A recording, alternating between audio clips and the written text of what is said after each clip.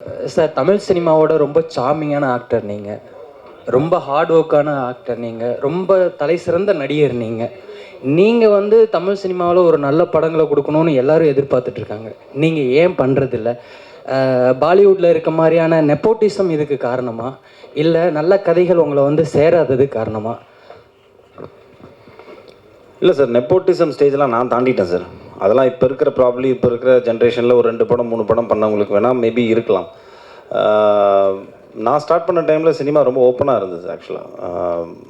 வாரிசு நடிகர்கள் வந்து நம்மளை வந்துட்டு போட்டு அழுத்துற மாதிரியான சுச்சுவேஷன்லாம் இங்கே யாருக்குமே இல்லை. அதான் இங்கே இப்போ தமிழ் சினிமாவை பொறுத்த வரைக்கும் வந்துட்டு நீ உழைச்சா உனக்கு காசு, உனக்கு திறமை இருந்தால் நீ ஏறி போயிட்டே இருக்கலாம், இவ்வளோ தான் கணக்கு.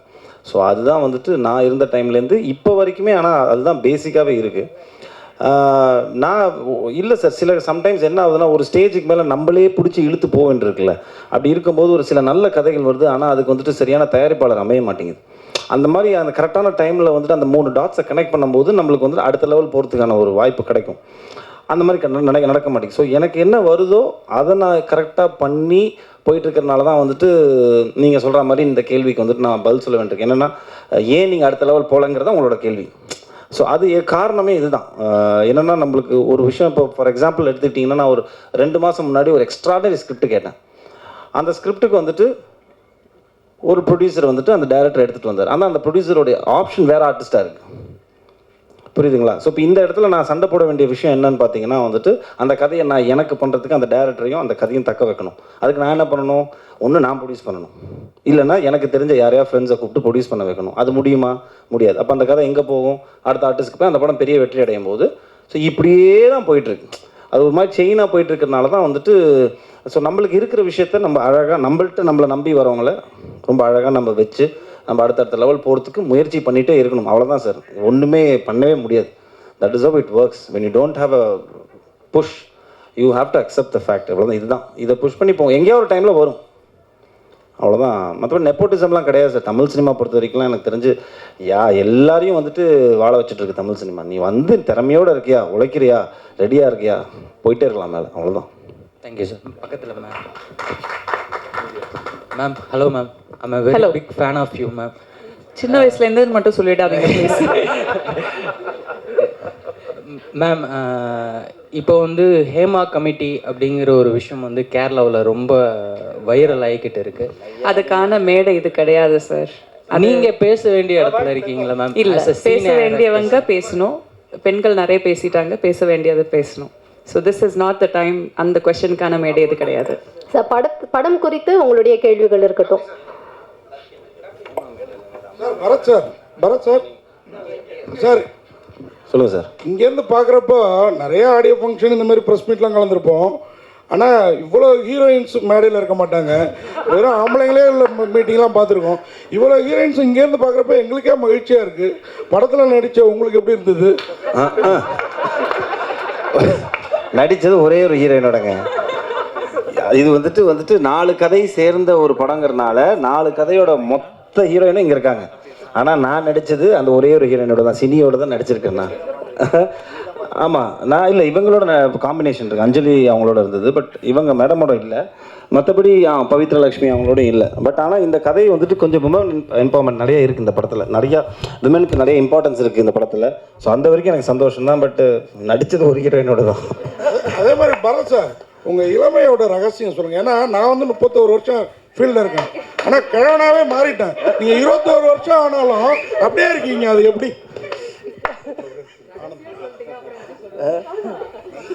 இல்லை சார், ரொம்ப ஹாப்பி. இங்கே சந்தோஷமாக வச்சுக்கிட்டாலே போதும் சார். நான் ரொம்ப பேராசை கிடையாது. சினிமாவில் நம்ம அடுத்த லெவல் போகணும்னு சொல்லிட்டு நிறைய யோசிக்கிறது கிடையாது. ஸோ ஆட்டோமேட்டிக்லி நீங்கள் வந்துட்டு இப்போ கண்டென்ட்டான ஒரு சொல்லுவாங்கள்ல, நம்மளுக்கு என்ன இருக்கோ அதை வச்சு நம்ம வந்துட்டு வாழ்க்கையை நடத்தினோம்னாலே ஸ்ட்ரெஸ்ஸுக்கு அதிகம் கம்மியாயிடும். ஸோ புரிஞ்சது. இப்போ நீங்கள் கூட எல்லாமே ஆகலாம். இப்போ கிழவன்லேருந்து திருப்பியும் குமரனா மாறலாம். ஸோ ஸ்ட்ரெஸ் எடுத்துக்காதீங்க. கேப்டன், உங்களுக்கு ஒரு கேள்வி. மேடையில் வந்து மேடத்துக்கு எவ்வளோ அட்வான்ஸ் கொடுத்தேன்னு சொல்லிட்டீங்க, பரத் சாருக்கும் மற்றவங்களுக்கும் எவ்வளோ கொடுத்தேன்னு சொன்னீங்கன்னா நாங்களும் ப்ரொடியூசர் ஆகும்ல? அண்ணா, அதெல்லாம் தனியாக வாங்கலாம், பேசிக்கலாம். Director super. சொல்லுங்க. ஆக்சுவலாக மெட்ராஸ்னு ஒரு படம் வந்தது. அது வந்து ஒரு துரோகம் அப்படின்ற ஒரு கான்செப்டில் போச்சு. அது பல அரசியல் இதெல்லாம் பேச ஆரம்பிச்சு. உங்களுடைய ஒன்ஸ் அப்பான் டைம் மெட்ராஸ் அப்போ வந்து ஃபுல்லாக பார்த்தீங்கன்னா கத்தி தான் பேசுச்சு. நீங்கள் கன்னுடைய புல்லட் வச்சுருக்கீங்க, என்ன சொல்ல போகிறீங்க?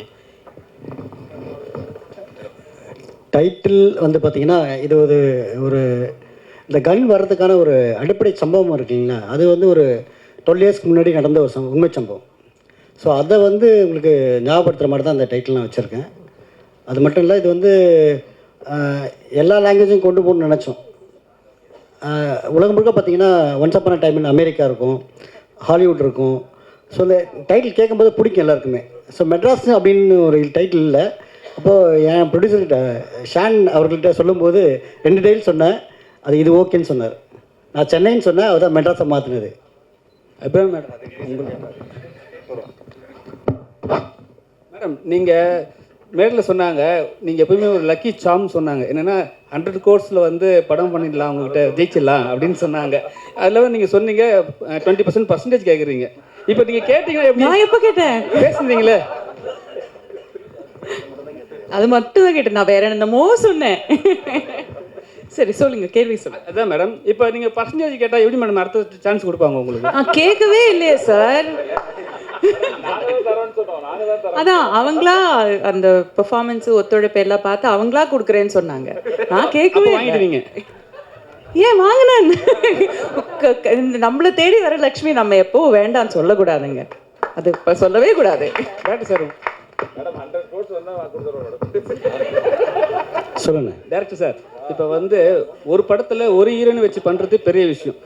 எத்தனை ஹீரோயின், அது இல்லாமல் வந்து ஒரு நல்ல ஆக்டர் ப்ளஸ் நல்ல அழகான ஒரு ஹீரோ, அவரை வச்சு பண்ணும்போது ஹீரோ கண்டிப்பாக ஒரு விஷயம் சொல்லுவார். எல்லா ஹீரோவே வச்சு பண்ணுறீங்க, எல்லாத்துக்கும் எங்களுக்கு காம்பினேஷன் கொடுங்கன்னு கண்டிப்பாக கேட்டிருப்பாரு. நீங்கள் என்ன சொன்னீங்க?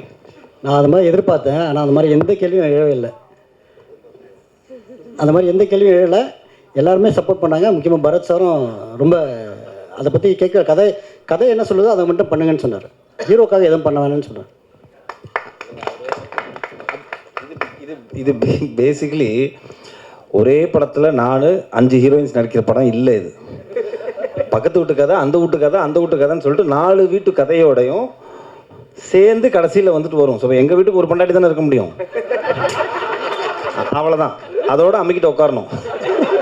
அடுத்த வீட்டுக்கு வேற ஒரு கதை இருக்கும். ஸோ இப்போ நீங்கள் குழப்பிக்கிட்டீங்க. பரத் சார் ஒரு ஹீரோ இருக்கார், 4 ஹீரோயின் இருக்காங்களே, எனக்கு எதாவது காம்பினேஷன் தெரியலையாங்கிற கணக்கே வராது. ஏன்னா இது 4 வாழ்வியல் சம்மந்தப்பட்ட ஒரு படம்.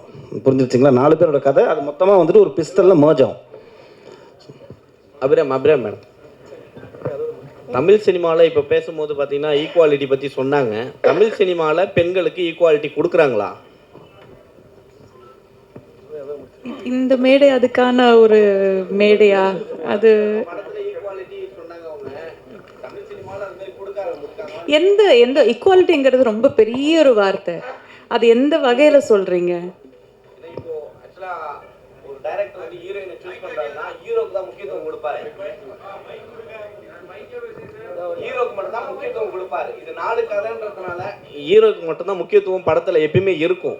ஸோ ஹீரோயினுக்கு அந்த போர்ஷன் மட்டும் தான் இருக்கும். அதை வச்சு கேட்குறேன். எனக்கு ஐ டோன்ட் நோ, இது இந்த கேள்வி இந்த ஒரு மேடையில் எப்படி பதில் சொல்கிறதுன்னு தெரியல. இந்த படத்தில் பார்த்தீங்கன்னா எல்லா கேரக்டருக்குமே அதுக்கான ஸ்பேஸ் இருக்குது. அது ஆண் பெண்கிற வித்தியாசமே கிடையாது. ஒரு டிரான்ஸ்ஜெண்டர் உமன் கூட நடிச்சிருக்காங்க, அவங்களுக்கான ஸ்பேஸ் கூட இந்த படத்தில் இருக்குது. ஸோ இந்த படத்தை பொறுத்த வரைக்கும் எல்லா கேரக்டருக்குமான ஈக்குவாலிட்டி கண்டிப்பாக இருக்குது. தமிழ் சினிமா ஒட்டுமொத்தமாக பேசக்கூடிய மேடை இது கிடையாது. அது நம்ம தனியாக ஒரு காஃபி குடிச்சு நம்ம பேசலாம். Fine, thank you thank you Bharath sir. ஒரு குடும்பம் ஒரு வீடு தான் அப்படின்னு சொன்னீங்க. ஆனால் பக்கத்து வீட்டு மேலேயும் பார்வை விழும் இல்லையா? மாற்றான் தோட்டத்துக்கு தானே மல்லிகை மனம் அதிகம். பார்க்கறதோடு நிறுத்திக்கிட்டீங்கன்னா உங்களுக்கும் நல்லது, பக்கத்து வீட்டுக்கும் நல்லது.